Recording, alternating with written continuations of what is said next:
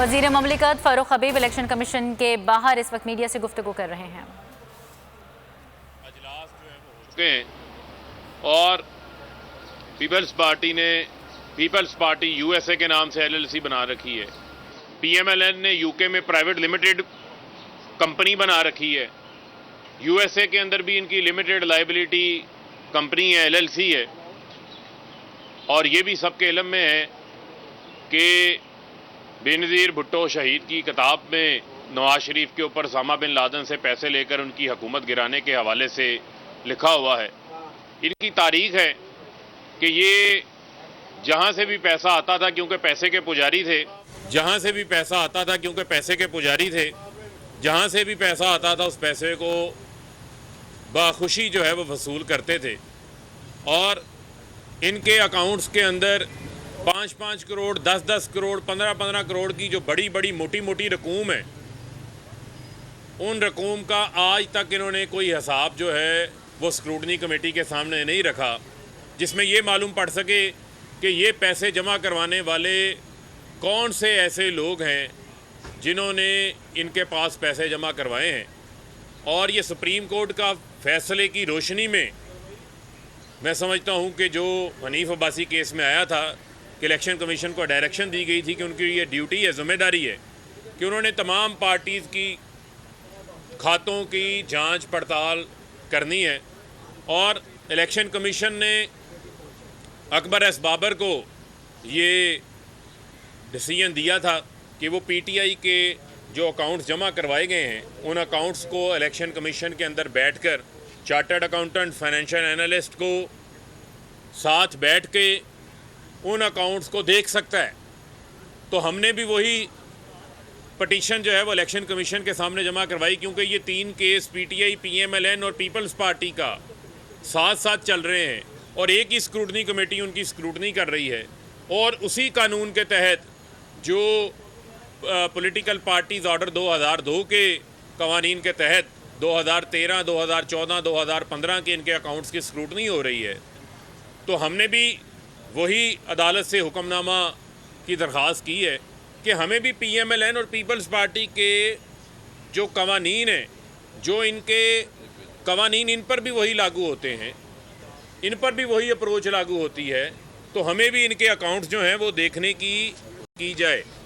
لیکن PMLN اسی طریقے کا جو اپنا رویہ ہے اسے اختیار کیے ہوئے ہے، اور آج انہوں نے یہ ایک جواب جو ہے وہ جمع کروا دیا ہے کہ ہم PTI کو، یعنی کہ ہم PTI کی طرز کے اوپر جو فیصلہ آیا ہے اکبر ایس بابر کو اکاؤنٹس دیکھنے کے حوالے سے، ہم جو ہے وہ درخواست گزار نون لیگ کہہ رہی ہے کہ ہم درخواست گزار کو، ان کے وکیل کو، ان کے چارٹرڈ اکاؤنٹنٹ کو، فائنینشیل انالسٹ کو اپنے اکاؤنٹس دکھانے کو ہی تیار نہیں ہے۔ پیپلز پارٹی اپنے اکاؤنٹس دکھانے کو تیار نہیں ہے۔ یعنی ایک طرف سے جو ہے وہ چور ہیں، دوسری طرف سے چتر بھی ہیں، یعنی کہ چوریاں بھی اور ساتھ چلاکیاں بھی کرنے کی کوشش کرتے ہیں، دم دبا کے بھاگے ہوئے ہیں، نہ ان کے ذرائع بتا رہے ہیں۔ ہم کہہ رہے ہیں وہ بتائیں کہ یہ کون سے حضور وہ ذرائع ہیں، وہی ذرائع دکھا دیں جن ذرائعوں کا ایک بار نااہل نواز شریف نے ذکر کیا تھا، حضور یہ ہیں وہ ذرائع جن ذرائعوں سے لندن کی پراپرٹیاں خریدی گئیں۔ کو قطری خطی لے آئیں اگر آپ کے پاس کسی قسم کا کوئی ثبوت جو ہے وہ دکھانے کے لیے، سورس ڈکلیئر کرنے کے لیے آپ کے پاس موجود نہیں ہے۔ تو میں یہ سمجھتا ہوں کہ ہم یہ امید کرتے ہیں الیکشن کمیشن سے کہ وہ قانون کے اوپر عمل درآمد کرواتے ہوئے اس کیس کے اندر بھی وہی آرڈر کریں گے جس میں ہمیں ان کے اکاؤنٹس کو، ہمارے چارٹرڈ اکاؤنٹ اور فائنینشیل انالسٹ کو دیکھنے کے لیے جو ہے وہ ایکسیس فراہم کی جائے گی۔ پیپلز پارٹی بھی اپنے اکاؤنٹس دکھانے کو تیار نہیں ہے۔ اس کی وجہ یہ ہے کہ جو اسٹیٹ بینک سے ریکارڈ آیا ہے اس میں سے 7 اکاؤنٹس ایک جماعت کے جعلی نکل آئے ہیں جو انہوں نے چھپائے ہوئے ہیں، جو الیکشن کمیشن کے گوشواروں میں جمع نہیں کروائے۔ 12 اکاؤنٹس جو ہیں وہ دوسری جماعت کے نکل آئے ہیں جو انہوں نے چھپائے ہوئے ہیں، جن کے اندر کروڑوں اربوں روپے کی جو ہے وہ ٹرانزیکشنز کی گئی ہیں۔ تو لہذا میں سمجھتا ہوں کہ اب جو پارٹیوں کے کھاتے ہیں ان کھاتوں میں ٹرانسپیرنسی، شفافیت لانا بھی بڑی امپورٹنٹ ہے۔ کیونکہ PMLN کے اسی طرح کے کیسز چل رہے ہیں کہ انہوں نے اپنے ملازموں کے اکاؤنٹس میں ٹیٹیاں منگوائی ہوئی ہیں. آصف علی زرداری نے پاپڑوں والوں کے اکاؤنٹس کے اندر، فلودے والے کے اکاؤنٹس کے اندر جعلی اکاؤنٹس بنا کے پیسے لگوائے ہوئے ہیں اور پیسہ کو وائٹ کیا ان لوگوں نے. انہوں نے اپنے چائے پلانے والے وہ لوگ جو ان کے محکموں میں 15-20 ہزار کی شوگر ملوں میں کام کرنے والے لوگ ہیں، ان کے اکاؤنٹس میں اربوں روپے کی ٹرانزیکشن کی ہوئی ہے.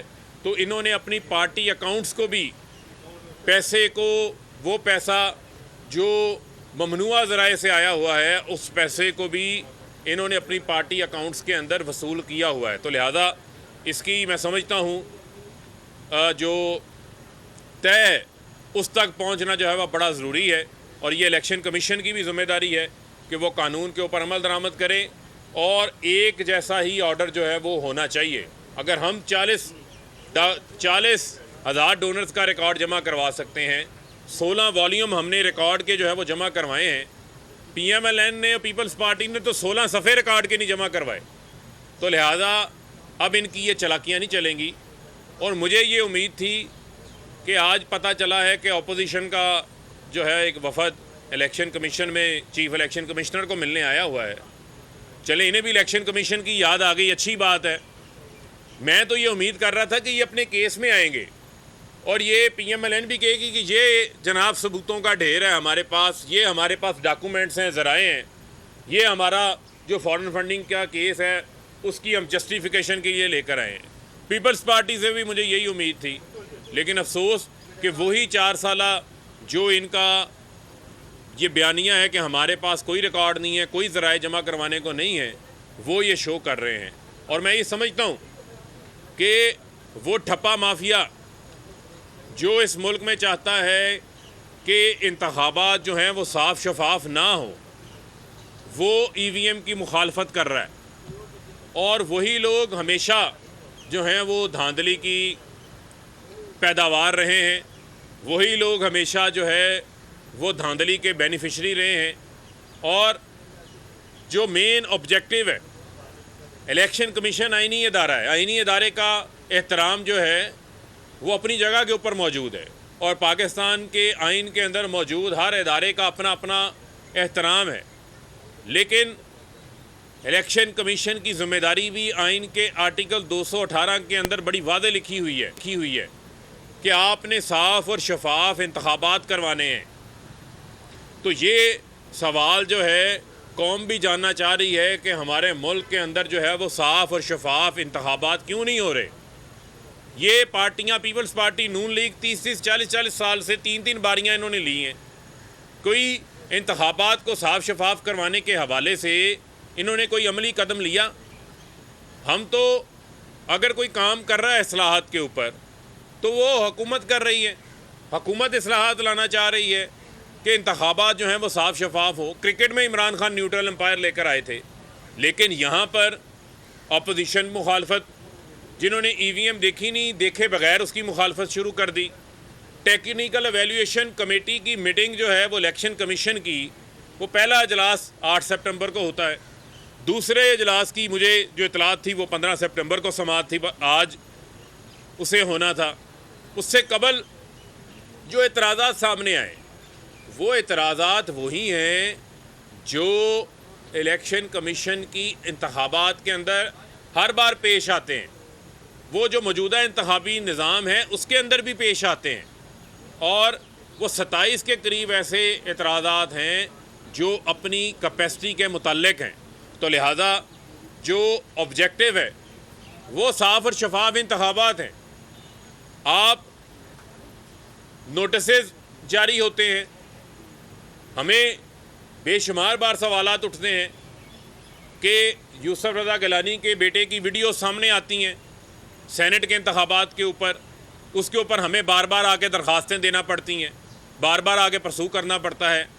ڈسکا میں رات ساری آپ جا کے نوٹس بھی لے لیتے ہیں. آفیشیل اکاؤنٹ سے جو ہے وہ ایسی ٹویٹس جاری ہو جاتی ہیں جس سے لگتا ہے کہ اس سارے عمل کے خلاف ہے کوئی. اسی طریقے سے جو ہے وہ اس قسم کی پریس ریلیزز آ جاتی ہیں. جو آئینی ادارے ہوتے ہیں انہوں نے اپنی آئینی ذمہ داری پوری کرنی ہوتی ہے، اور مین آئینی ذمہ داری صاف اور شفاف انتخابات ہیں آرٹیکل 218 کے تحت۔ باقی تمام چیزیں جو ہیں وہ سائیڈ لائنز کے اوپر ہیں، ان کی کسی قسم کی کوئی اہمیت نہیں ہے۔ اسی الیکشن کمیشن کے باہر جو فضل الرحمان زبان استعمال کر کے گئے تھے، جو مریم زبان استعمال کر کے گئی تھی، وہ تو الیکشن کمیشن کو دھاندلی میں ملوث کر کے چلے گئے تھے۔ تو لہٰذا یہ بھی دیکھنا پڑے گا کہ یہ نوٹسز کا جھکاؤ جو ہے وہ کیا ایک ہی جانب ہے یا دوسری جانب بھی نوٹسز ہونے چاہیے، وہاں بھی دیکھنا پڑے گا۔ لیکن میں پھر یہ کہوں گا کہ کریڈیبلٹی اور جمہوری نظام کی مضبوطی، کیونکہ آج عالمی یوم جمہوریت بھی ہے، اس کی جو کریڈیبلٹی ہے وہ صاف اور شفاف انتخابات کے حوالے سے ہے۔ اور میں یہ سمجھتا ہوں کہ جو الیکشن کمیشن کو سپریم کورٹ کی طرف سے بھی یہ کہا گیا، سینٹ کے انتخابات میں ہر بار چوری ہوتی تھی، ہر بار ووٹ خریدے جاتے تھے، لیکن اس کو روکنے کے حوالے سے کوئی عملی اقدام نہیں لیا گیا۔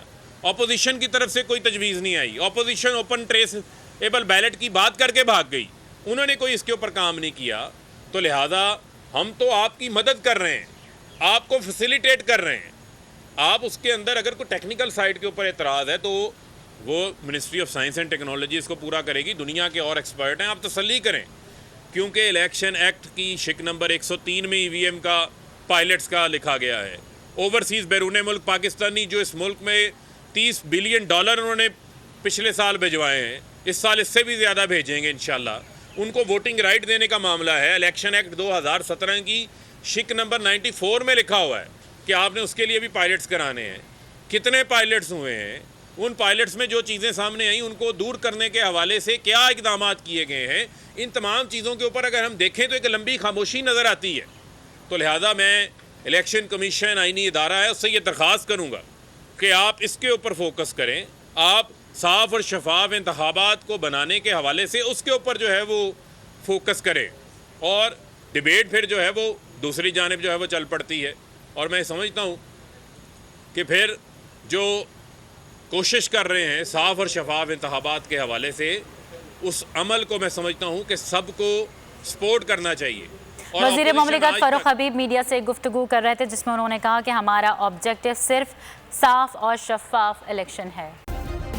سبسکرائب کریں اور بیل دبائیں تاکہ کوئی خبر رہ نہ جائے۔